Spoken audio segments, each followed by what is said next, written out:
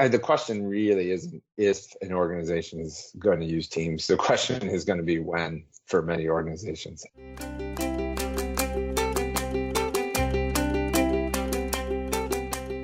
I'm Jason Warnke, part of the Accenture internal IT organization. I'm glad to be here today with Tony Leraris, a leader in our IT organization at Accenture who owns Digital Worker, and Andrew Sniderman from Microsoft. He's the director of Microsoft Teams Customer Engineering. Thanks for joining me today, both of you. Thanks, Jason. It is really good to be here with you. Thanks, Jason. Always good to talk with you. Excellent. So we're going to have a great, fun discussion about one of my favorite, if not my favorite topics, Microsoft Teams. So I'm going to start first with you, Andrew, at Microsoft. Is Microsoft Teams a new tool or an entirely new way of working? So, Jason, whether we like it or not, we've been at the bleeding edge with Teams for going on 3 years now. So in my head, it's the way of working. Wow. And it's hard for me to roll back. It's hard for me to roll back candidly to think about days when I'd spend most of my time in email or in SharePoint sites. But that said, looking back, it is definitely a kind of intentional transition from one work style to another. And I definitely say it's not a tool. It is a framework, kind of a different way to get the stuff done that you used to do. Interesting. And Tony, bringing it to the Accenture context, how would you answer that same question? Is it a new tool or a new way of working? From my perspective, it's a new way of working. So I think some people at Accenture will think of Teams as replacing Skype because it's what they're going to use for their audio conferencing. And other people might think about it as replacing Instant Messenger because it's they're going to use that instead of Skype for instant messaging. But it's so much more than that. You're going to see a decrease in the use of SharePoint because you're going to store your documents in Teams. You're going to see bringing in other applications that you can integrate in there, like Planner. And so to me, it's a completely different way of working that lends itself to things like online collaboration, sharing of documents, a lot less emailing between people. And the capabilities are huge, but it's definitely a different way of working because it's going to replace so many of the tools that we use in the enterprise today. So then just carrying on from that point, that's an excellent one. What then sort of behavior changes need to be learned and adapted to realize that full potential? So it is a new way of working, but what are those behaviors that really will help people start moving to that new way of working? Well, I think today, when you think about it, people have a number of behaviors for how they handle certain kinds of tasks. And there are certain things that they do over Skype with instant messages. And there's other things they do with email. And there's other things they're used to just putting in SharePoint or sharing in OneDrive. I think the most important behavior change in order to work in a modern way is to start to be very intentional in using Teams and to ask yourself, why not start with Teams? Why not Teams first? And I've found myself doing that. So for example, if I get some sort of memo that I think I need to cascade down through my organization, I don't send it out in email anymore. I have a channel with my leadership team called Announcements, and I announce it in the channel. And people could see it there, and they don't have to go back and find it later. And then if they have questions, we just have a dialogue there. We don't have a bunch of emails going back and forth. So it's that sort of change where you have to ask yourself, why not Teams? And be very intentional to start working that way, to start realizing the benefits. Because honestly, changing behaviors is hard. Right. And Andrew, at Microsoft, you guys are now fully rolled out across all of Microsoft's global employees. Teams is the only, unified communications tool or new working tool, if you will, new way to work tool. I don't know how we describe it. That is rolled out everywhere. So you have seen some of these behavior changes. You've experienced them yourself. What would you add to what Tony was just describing there? Yeah, we announced, I think in the spring, that we'd managed to get the entire company over onto Teams, and it was a big undertaking. And there's a couple of interesting dynamics to point out. The first one is Teams is not very good if you're the only one in it. So by definition, we're talking about this collaboration engine, and you gotta do a little bit of kind of arm twisting and cultural norms change, just as Tony was referring to force the kind of muscle memory away from firing off an email, and thinking about doing things in a different way. And every org handles that differently. But one of the things we talked about internally a fair bit when we were first going big on Teams is this notion of filers versus pilers. Interesting. So this was kind of a label that we put on folks, mainly in the email days. Either you can deal with a sense of a degree of chaos, in an unmanaged inbox. Inbox was the analogy. Right. Take messages, they come. Or you're a very structured person and you create this elaborate file structure to file your stuff in and tags and colors and whatnot. And typically folks have gotten to a point where they're comfortable, for example, and they feel like they're on top of their email. Now you move to Teams. And all those habits and kind of norms of how you used to do things are turned on their head a bit. So you have to acknowledge that and recognize that there's ways you can do all these same things in Teams, but it's different. And a lot of times we hear, and we heard this resoundingly at Microsoft, how do I separate the signal from the noise? How do I make sure I don't miss things? How do I make sure Tony sees something I send him, or it's discoverable by Jason and it doesn't get lost? So it's important to take the time to get people to a similar comfort level as they were when using traditional tools like email.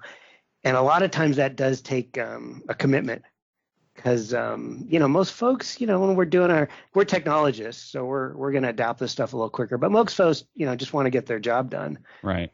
So it does need to be a forcing function, and so we definitely have had some communications from on high, so to speak, to say, hey, make sure for the next month we're going to get our work done in Teams, and let's figure out how to do it. But keep away from email. Yeah, keep away from SharePoint. You both made mention of. You're both leaders in your respective organizations, that you had to start creating that change and setting that direction. And your team members then saw, oh, Tony's not sending that announcement in an email anymore. Andrew's not doing that in email. He's doing it right inside the channel, inside of Teams. And when you start that and they start to mimic that behavior is when you really see it take off. It's always something like that. So that's really interesting. I want to go back a little bit. You mentioned, the 3-year journey. Accenture was with you very early in that process. I'd love to have you talk a little bit, Andrew, about the collaboration between Microsoft and Accenture right at the start. Yeah, the partnership here is deep and goes back a long way. It was actually really seminal in terms of you guys taking a look at the code almost earlier than many other customers have seen it. Beta days, I think we're going back 2.5 years, maybe even close to 3 years now, giving us some feedback on kind of our initial thinking, figuring out what are the right capabilities we'd have at our initial release, which I think was 2 years ago this March. And the partnership's continued since then. And you guys really leaned in, right? And so we really appreciated that commitment. And so we've leverage your ability to go bigger with us. And similarly, we can kind of look at your feedback in a much more prioritized way because you've got a ton of folks using it. So I think the partnership continues today. We've taken these step functions, and now the next one is transitioning fully off of Skype meetings and Skype calling onto Teams. And that's a big undertaking. So we're listening very closely to potential things that'll get in the way of you getting that done. That's awesome. Yep, we definitely appreciate that partnership and feel like based on some of our feedback and direction, the product is really working well for these massive scaled organizations, which is the prompt for the next question from my friend Tony. As he and his team prepare for Accenture's full rollout, we've got close to 360,000 active users today, but that's not all the functions, everything moved over to Teams. So, Tony, as you think about 500,000 employees preparing for that eventual rollout later this year, as the primary communication and collaboration platform. How are you preparing for that rollout? What's going into the process here? Well, our initial thinking, Jason, as you know, is we could give you a bunch of Microsoft Teams stickers and have you hand them out to as many people as possible. And as successful as that was, we thought we had to go a little bit more with a little bit more serious program. Although, Andrew, we appreciate all the stickers you guys give to Jason. We, in all seriousness, we fully recognize that, like I said, Teams is not a replacement for just one product. It is really a replacement for many different products. And we also realize within Accenture, nearly 500,000 employees, that there isn't a one-size-fits-all approach for how to teach people how to use Teams and how to help them adopt. So we took an approach early on of just making it available for everybody and having sort of a viral program for people that wanted to use it. And there's a lot of people in our organization that are incredibly technically savvy. They don't need a lot of help from IT. And our intention is to enable it and get out of the way. But now, as we want to really drive adoption to Teams, we have a number of campaigns that we're getting ready to launch. And there's postcards. We've got our technical support staff trained up and ready to help people anytime they come in. We're going to do a series of trainings and brown bags that people can watch. There'll be a number of videos. And our campaign will build. Initially, we need to teach people how to use Teams for instant messaging and for conferencing because it is a little different. But we're not going to stop there. We're going to continue to sort of promote and publish the new things that you can do in Teams. And as each individual progresses along their own personal journey with Teams, there'll be information available to them to help them to continue to use the product in a better way, to work in a more modern way, and ultimately to be more productive, which is what we're looking for. That's great. Anything you'd add in terms of the way that Microsoft prepared its users? And before you answer that, I'll maybe ask you both just to leave the audience with maybe one thought of what key thing they can do to help prepare their organization for a new way of working with Microsoft Teams. So two things, Jason, to add on to Tony's comments. And I'm saying this not only in the context of Microsoft's transition, but in the thousands and thousands of customers that we're working with, and we're really seeing this kind of sea change begin to happen across them. There's two things in addition to all the goodness of adoption and change management that has to go along with the change is significant. Two things I think are important. One is this notion of change agents or champions. We've seen this work time and time again. If you can, whether it's bribery by stickers but there's always a set of folks that are more apt to adopt newer technologies. And it's not always the millennials, but sometimes it is. But recruiting them, giving them a little special love and attention. I've seen other customers create like a team of champions, right, where there's an FAQ, and then you can kind of see these folks selectively in your deployment campaigns, and they become a local source of truth and assistance.